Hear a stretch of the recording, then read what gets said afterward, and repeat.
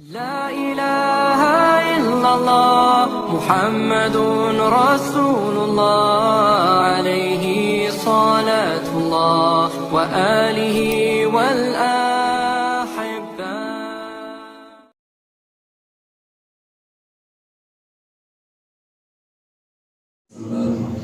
وأصحابه وأزواجه وذريته والتابعين المسلمين. الفاتحة. أعوذ بالله من الشيطان الرجيم. بسم الله الرحمن الرحيم. الحمد لله رب العالمين الرحمن الرحيم مالك يوم الدين. إياك نعبد وإياك نستعين. اهدنا الصراط المستقيم صراط الذين أنعمت عليهم غير المغضوب عليهم ولا الضالين. إلى الشيخ الحمد لله والصلاة والسلام دعوني الله المهداني الشيخ عبد الله الفقيه رحمه الله تعالى ونفعنا بعلومه وأنواره وأسراره ربنا في الآخرة. الفاتحة. أعوذ بالله من الشيطان الرجيم. بسم الله الرحمن الرحيم. الحمد لله رب العالمين الرحمن الرحيم مالك يوم الدين. إياك نعبد وإياك نستعين. اهدنا الصراط المستقيم صراط الذين أنعمت عليهم غير المغضوب عليهم ولا الضالين. آمين. Siapa lagi? Ya?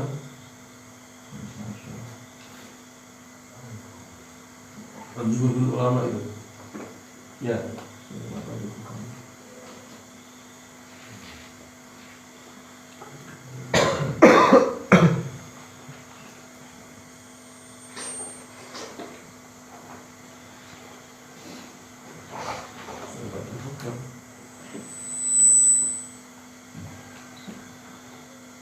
Keberapa? Keberapa? 15 bukan Al-Fiqrah itu, bukan? Oh, itu kan jadinya salah. Kami tak salah. Jadi yang apa kata-katanya?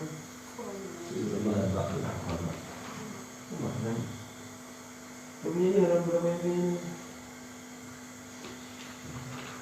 Ini ada berapa ini? Yang udah berapa?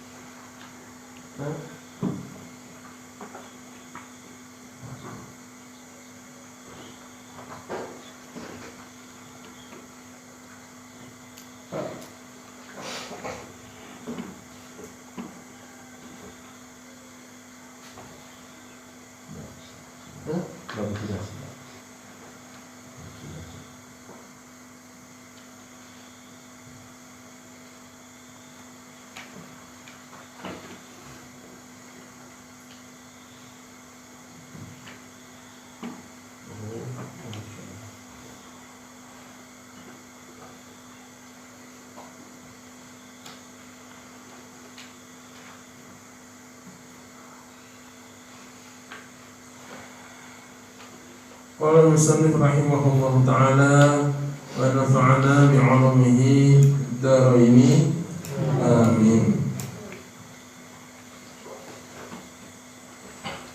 Wal maqalatul khamisata asyarata, maqalah yang ke-15. Su'ila ba'dul hukama, telah ditanya sapa sebagian ahli hikmah, hal ya'riful abdu, apakah seorang hamba mengetahui idza taba, tatkala dia taubat, apa yang diketahui dengan anna taubatahu, sungguhnya taubatnya abad itu bila telah diterima, amruddat atau ditolak. Allah Ta'ala itu tidak punya kewajiban apapun pada hambanya, ya. Jadi seorang taubat gak wajib bagi Allah untuk menerima. Seorang doa gak wajib bagi Allah untuk mengabulkan. Itu terserah Allah. Kecuali orang-orang kaum namanya Mu'tazilah. Mu'tazilah itu punya anggapan bahwa Allah Ta'ala itu punya kewajiban pada makhluknya. Allah Ta'ala wajib ngasih pahala misalnya. Allah Ta'ala wajib berbuat adil sebagaimana yang mereka pahami misalnya. Kita Ahlus Sunnah enggak ada kewajiban Allah Ta'ala. Maka demikian pula tatkala seorang hamba bertobat, itu dikabulkan atau tidak itu hak Allah.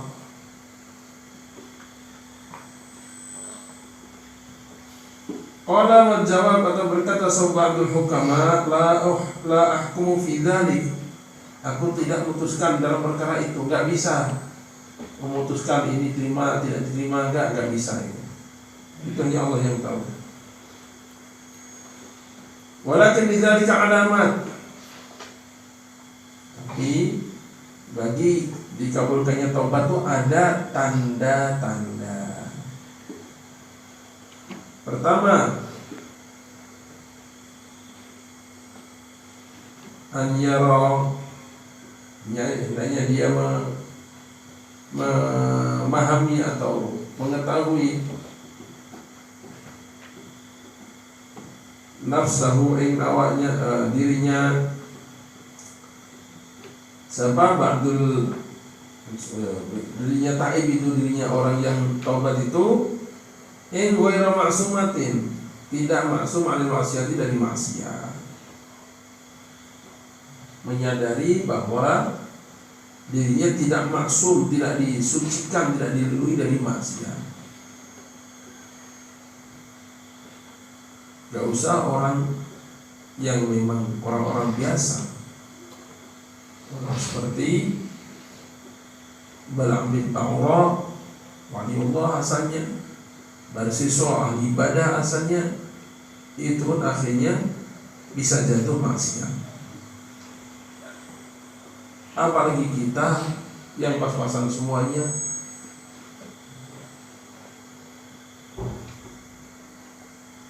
Juga dari sini sebaliknya, jangan pernah menganggap bahwa selain Anbiya alaihimus salatu wassalam itu maksum.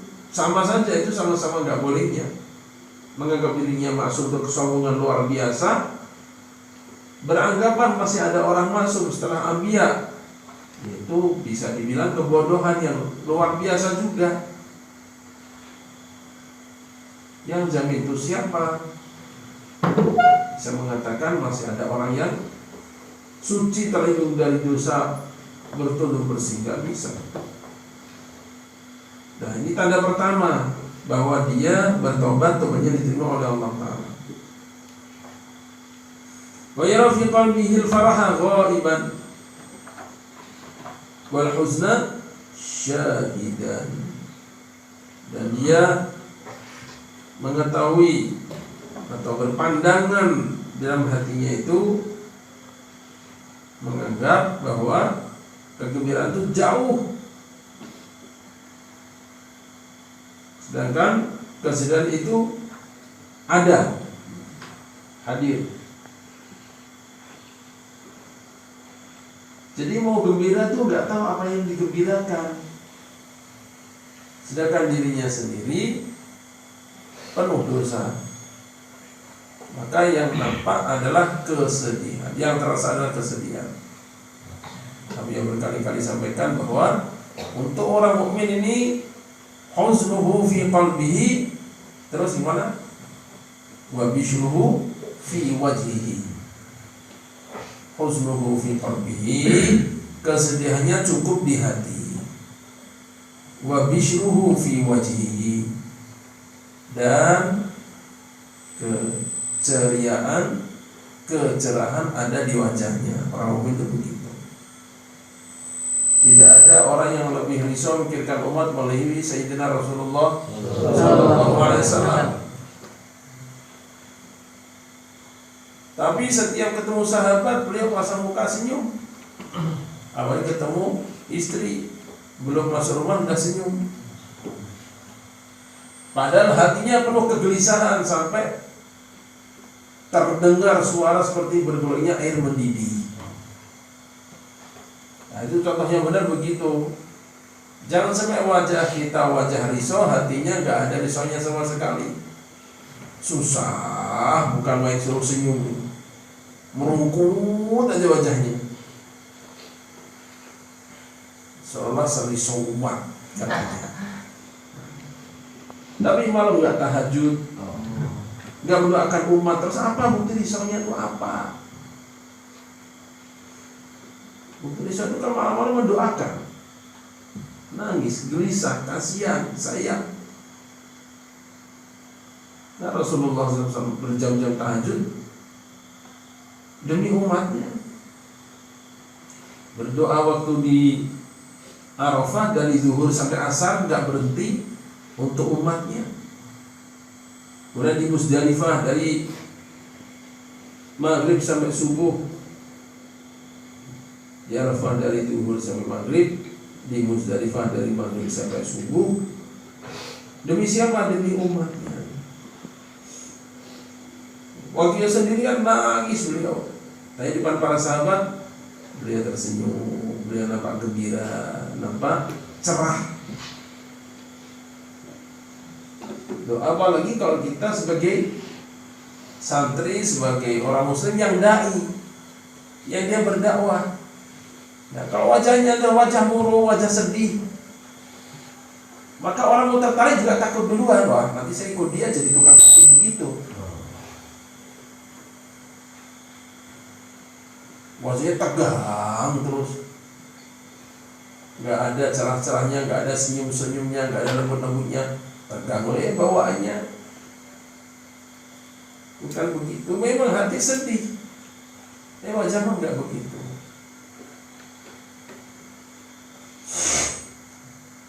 Kalau dibilang ideal, orang muslim, apalagi yang berilmu, ahli dakwah itu seperti dokter. Orang sakit diobati, orang sakit dikasihani, dibantu untuk sembuh.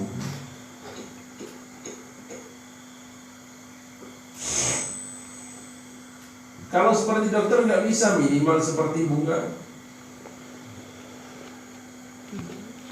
menyembuhkan nggak bisa, mengobati nggak bisa, tapi bisa menggembirakan, bisa mengharumkan.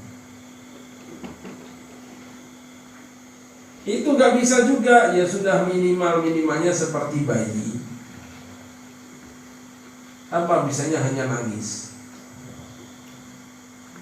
Itu begitu, nangis untuk kebaikan umat.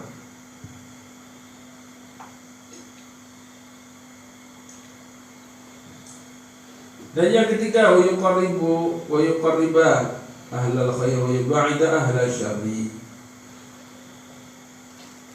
Dia mendekatkan ahli kebaikan dan menjauhkan ahli keburukan. Ini luar illa tas'al wa absir qarinahu, kan begitu.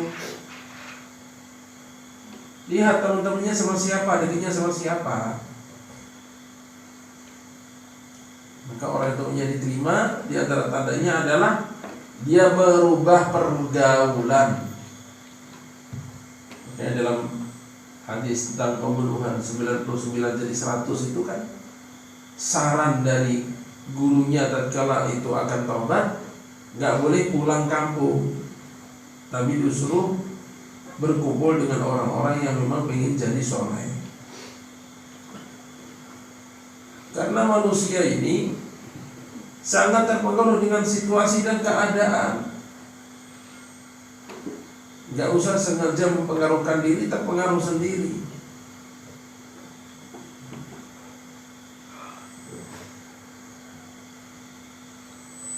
Jangankan dengan orang, sering berdekatan dengan kambing aja terpengaruh sifat kambing. Sering berdekatan dengan kuda, terpengaruh dengan kuda. Sering berdekatan dengan onta, terkena sifatnya unta. Itu kata Nabi SAW itu. Ya, kalau beliau bilang itu pasti benernya gitu. Sampai Abiyah pernah nyeletuk ke Pak Dokter Ifran yang kemarin bareng-bareng itu. Wah, apa kira-kira dokter sakit jiwa, ahli penyakit jiwa itu kan sering bergaul sama orang gila. Apa jangan-jangan gak ketularan juga? Habis gitu kan, kata dia, betul itu. Yang benar, kata dia. Saya lihat ahli-ahli penyakit jiwa ini memang agak-agak gila juga. Dia jelaskan kenapa? Karena kalau menangani orang gila dengan frekuensi orang waras, orang gila nggak bisa paham. Maka orang waras menggilakan diri dulu. Maksudnya diturunkan kewarasannya jadi agak sedikit gila. Baru nanti bisa menyesuaikan diri dalam komunikasi sehingga bisa mengalahkan orang gila.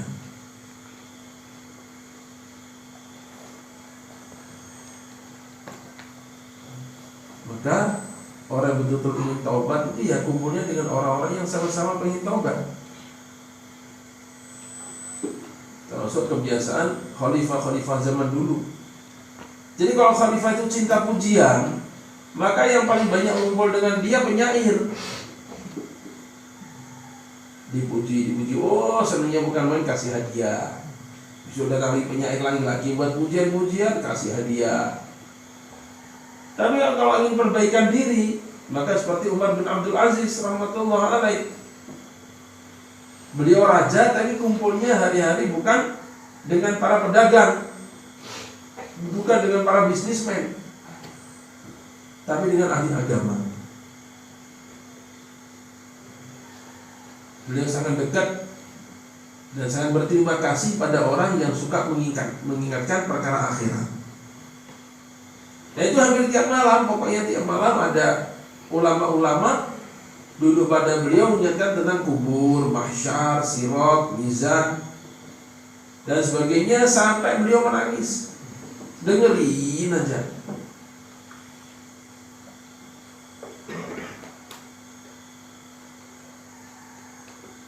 Yang ketiga, yang keempat, wa yara qalilan min ad-dunya katsiran wa yara katsiran min al-akhirati qalilan. Menganggap bahwa yang sedikit dari dunia itu sudah cukup banyak. Sedangkan amal akhirat itu terasa sedikit walaupun banyak.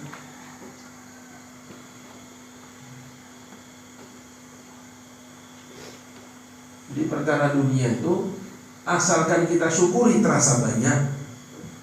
Sebanyak apapun kita gak syukur terasa sedikit, gitu aja sebenarnya rumusnya. Makanya di antara nasihat Rasulullah SAW adalah orang tatkala bersedekah suruh sedekah an dhahri ghina. Jadi dengan perasaan kaya, dengan perasaan cukup, itu Allah Ta'ala suka itu dengan orang yang sedekah dengan cara seperti itu.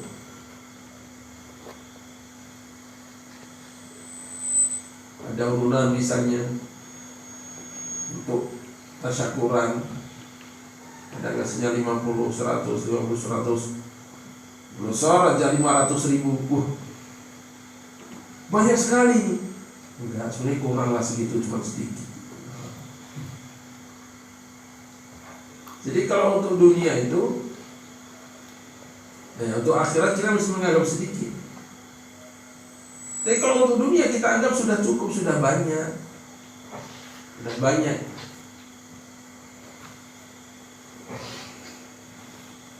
Dan Nabi Isa alaihissalatu wassalam itu artinya kan hanya 3 itu asalnya, sisir, mangkok, sama bantal. Kemana-mana itu aja. Akhirnya dikasihkan orang satu demi satu.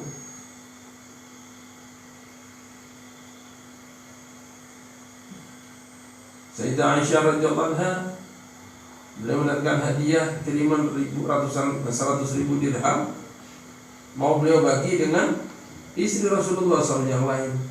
Katanya hadiah bukan, ini untuk engkau sendirian. Dari Sayyidah Muawiyah radhiyallahu anha,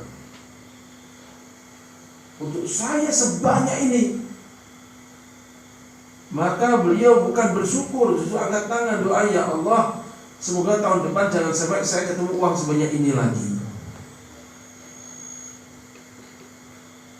Gimana kalau kita doa gitu, bagus gak? Bagus gak kira-kira? Itu bagus sekali, cuma kita mau gak, gitu aja masalahnya. Ya Allah, jangan sampai saya punya uang banyak, ya Allah. Kalau mau ada uang banyak, matikan sebelum datanya uang itu. Masya Allah. Itu udah Siti Aisyah itu.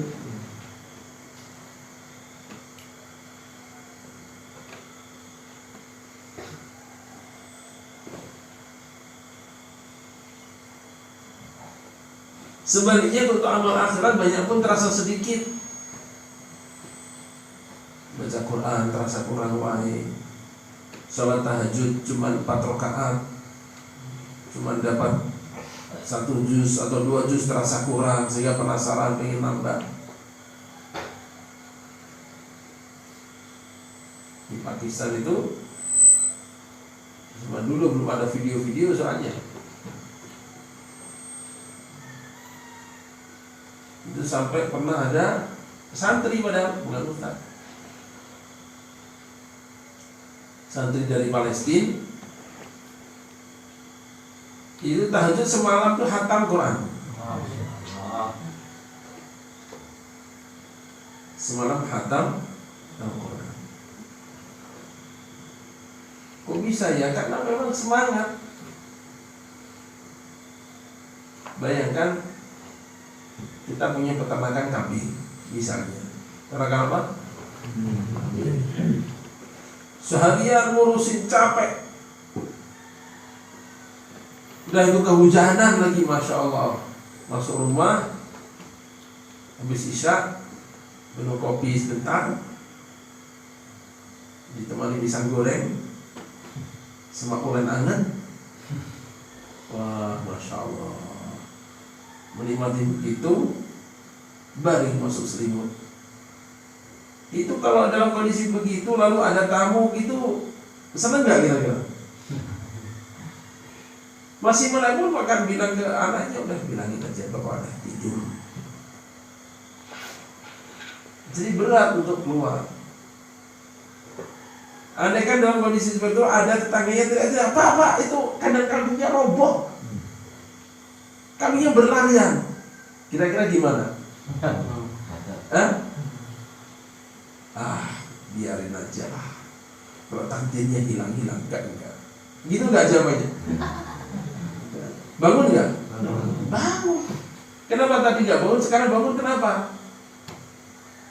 Merasakan pentingnya itu. Nah itu. Orang enggak tahajud itu karena enggak merasakan pentingnya tahajud, gitu aja. Praktis. Bukan karena kelewat capek, enggak itu. Karena enggak merasa pentingnya tahajud, itu aja. Enggak merasa penting, enggak tertarik. Akhirnya enggak dikerjain.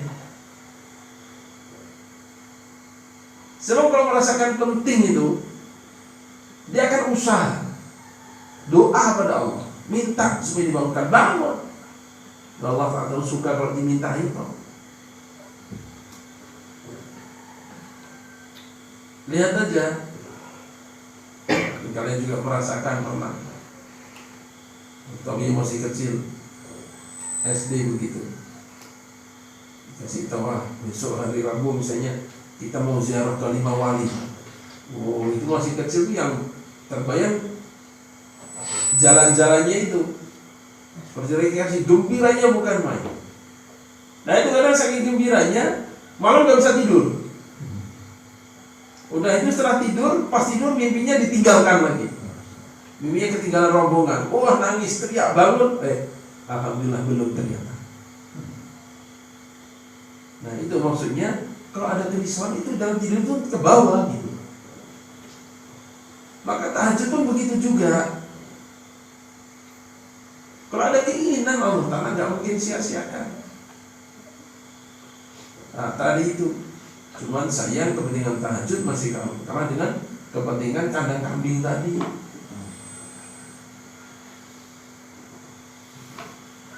Karena belum masuk kepentingan seperti itu, kadang sudah ada yang bangunkan pun gak bangun-bangun juga.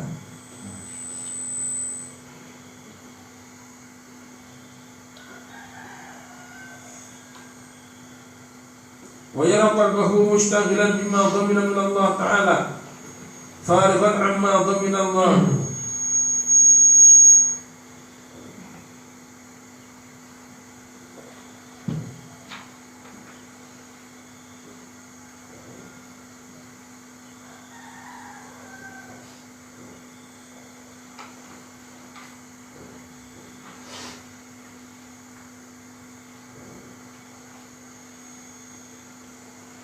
Fariman amma dhamina Allah Ta'ala minhu.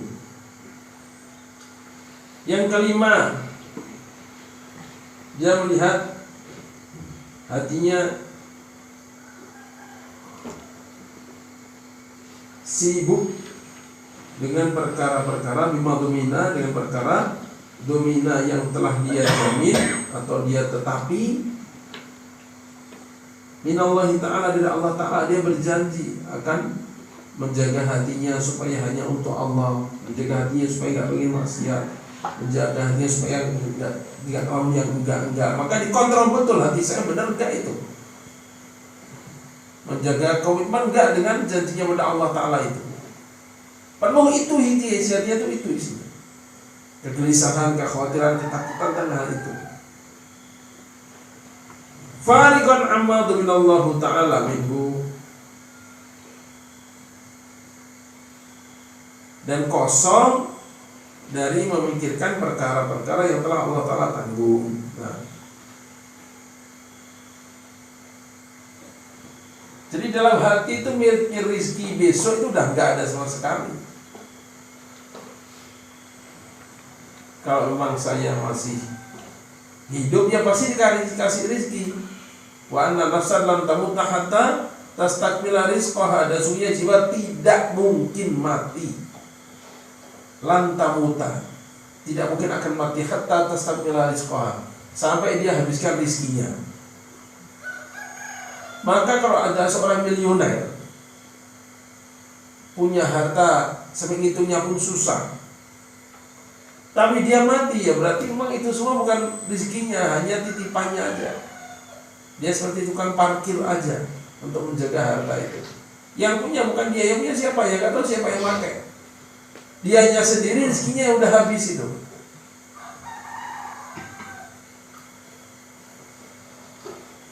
Kalau rezekinya masih tersisa, pasti masih hidup gitu aja.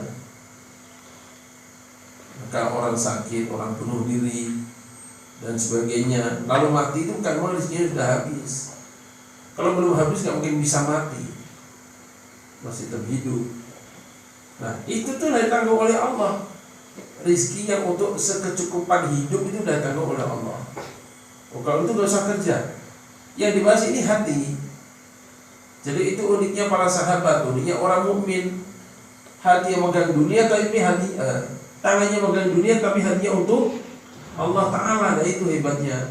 Tangannya mah megang dunia, tangannya megang perdagangan, peternakan, pertanian, perusahaan, tapi hatinya untuk Allah. Nah, itu perjuangan, itu yang berat, itu yang susah, tapi itu yang nilainya tinggi.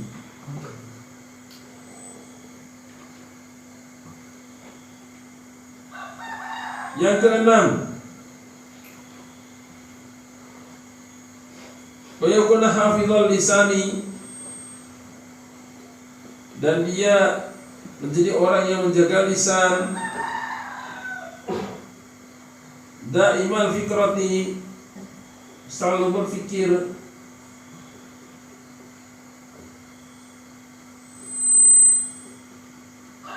Lazimal ghammi wan nadama,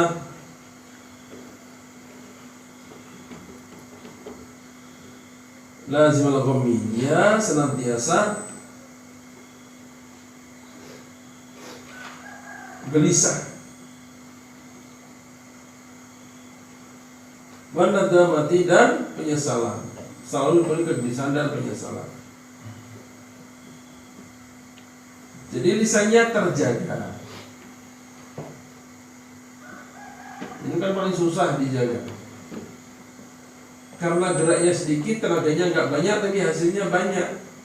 Entah banyak dosa, entah pahala, pokoknya hasilnya banyak. Maka paling susah ini menjaganya ini.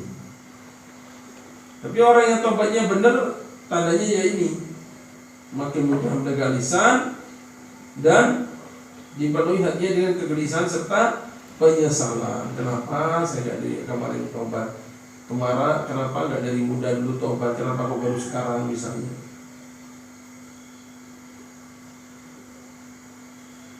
Penuh dengan kegelisahan dan penyesalan. Coba apa nih? Coba.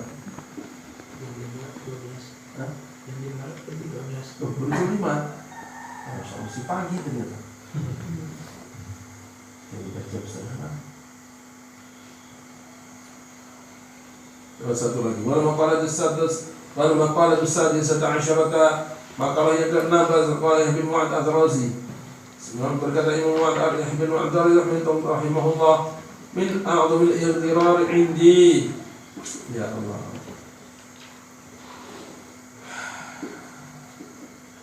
Termasuk agung-agungnya atau besarnya tertipu yang paling parah itu bagi beliau, pertama adalah at-tamadi fi dzunub ala raja'il afwi. Pertama adalah dia terus-terusan dalam maksiat dosa dengan harapan pengampunan, min ghairi nadamatin, tanpa penyesalan. Tenang, kalau ndak Allah Maha Penyayang, Maha Pengampun, pasti diampuni. Gitu. Akhirnya maksiat itu nggak ada beban, nggak ada khawatir, nggak ada takut, tenang aja. Loh, ini kan nggak boleh, ini kan riba. Tenang, kan bisa tobat kita. Kan bisa tobat kita.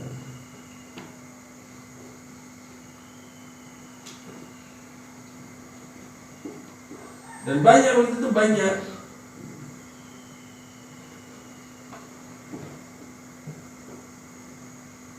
Karena itu tipuan setan. Yang kedua, tawakkul qurbi min Allah Ta'ala bi ghairi ta'ah, dan harapan dekat pada Allah tapi enggak ada ketaatan. Modal kepedean aja. Kayaknya saya ini udah dekat-dekat kewalian nih. Mau jadi wali Allah kayaknya. Sholat gak benar, zikir gak mau, Quran gak kebaca, suka nyakitin orang, tapi merasa dekat dengan Allah. Itu kan parah itu. Apa modalnya itu?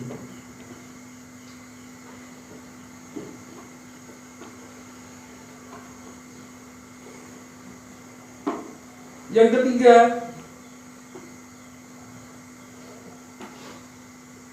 wantizaru zar'il jannah wadhin nar,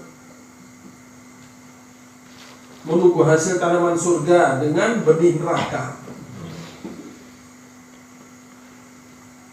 Adalah kebodohan orang tanam biji tomat lalu pengen panen terong. Lebih parah lagi, tiap hari tanam maksiat pengen masuk surga.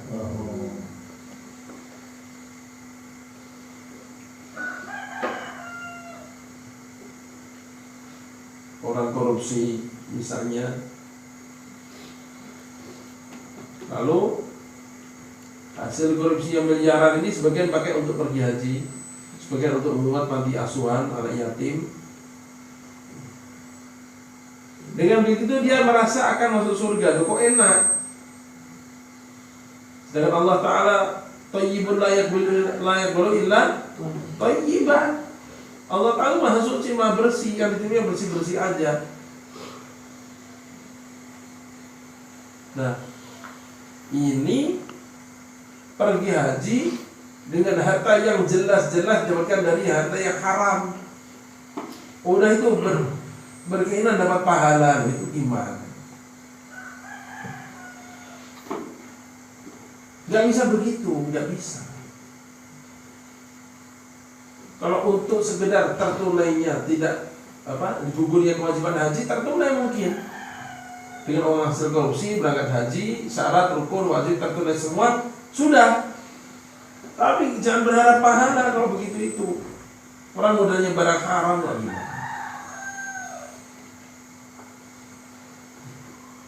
Itu seperti ini tadi, mengharapkan dari surga sedangkan benih neraka.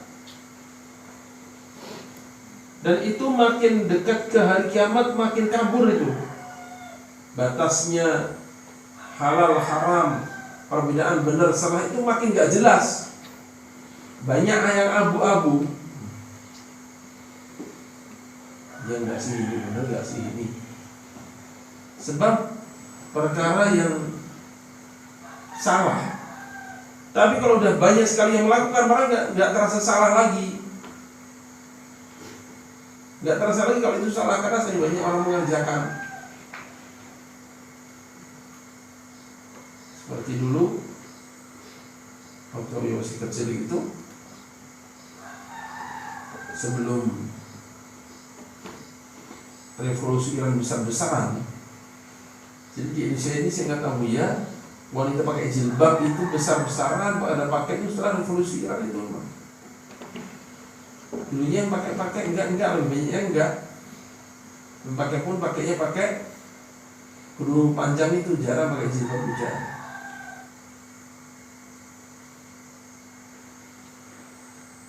Nah, karena sudah umum bahwa orang beragama itu nggak harus menutup aurat, nggak harus pakai kerudung, bahkan apalagi cadar, belum kepikiran waktu itu. Maka perasaan salah tuh nggak ada udah.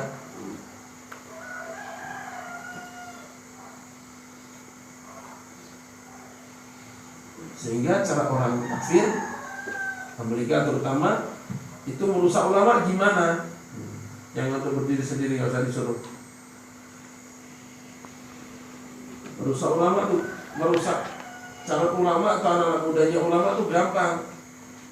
Gimana? Jangan diajak debat, tapi dibawa ke lingkungan yang rusak.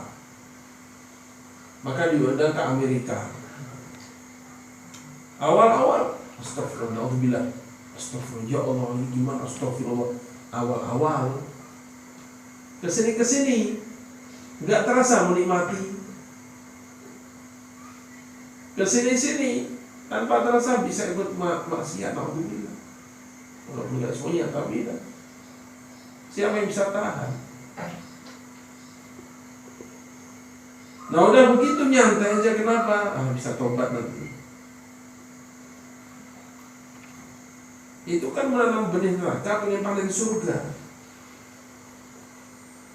Wala talabu daril muti'in bil ma'asi. Dan menginginkan kamunya orang-orang taat dengan kemaksiatan. Tiap hari banyak maksiatnya tapi pengen masuk surga. Wantidharul jazai biwari amal. Ngelamun dapat pahala tapi nggak ada amalnya. Yang keenam, pertamanya Allah Azza wa Jalla bila ma'al ifrat. Dia banyak berangan-angan akan harapan dari Allah Ta'ala, tapi ma'al ifrat, dia sendiri berlebihan dalam kezaliman. Ngelamun dapat ampunan Allah, itu tertipu semuanya, ightirar. Di bawah itu banyak lagi di bawahnya. Ini yang puncak-puncaknya kata beliau. Ikhtiar itu gimana ya di bawahnya? Misalnya ini, misalnya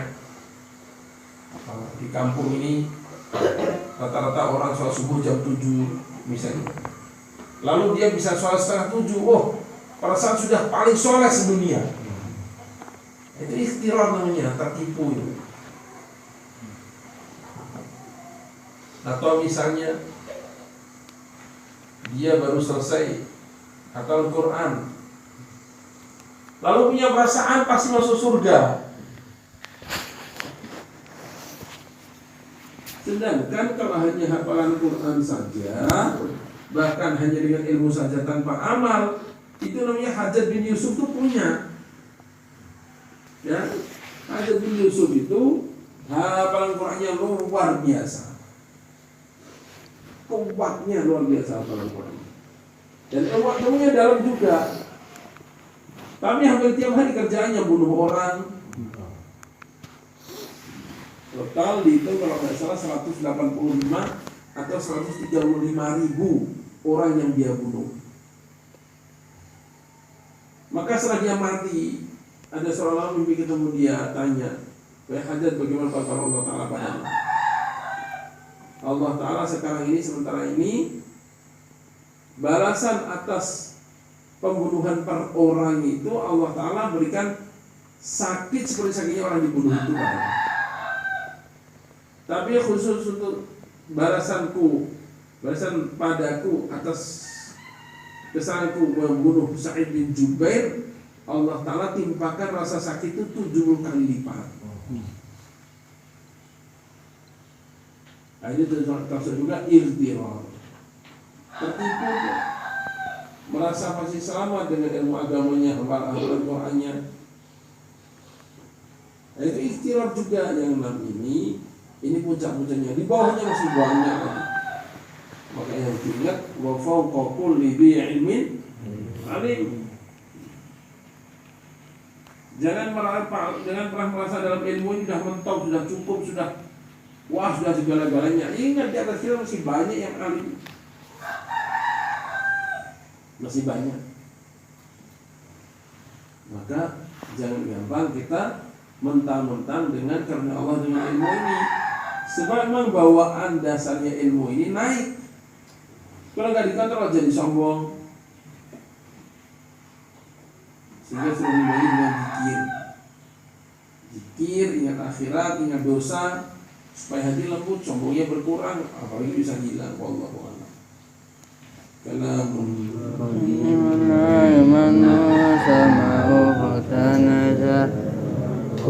Fafini wa niyati bi astasfi min kulli da'i wa nuru dalil qalbi inda jali wa hayrati fa ya rabbi matiyani bi sirri hurufihi wa nawir fi qalbi wa sam'i wa muqlati.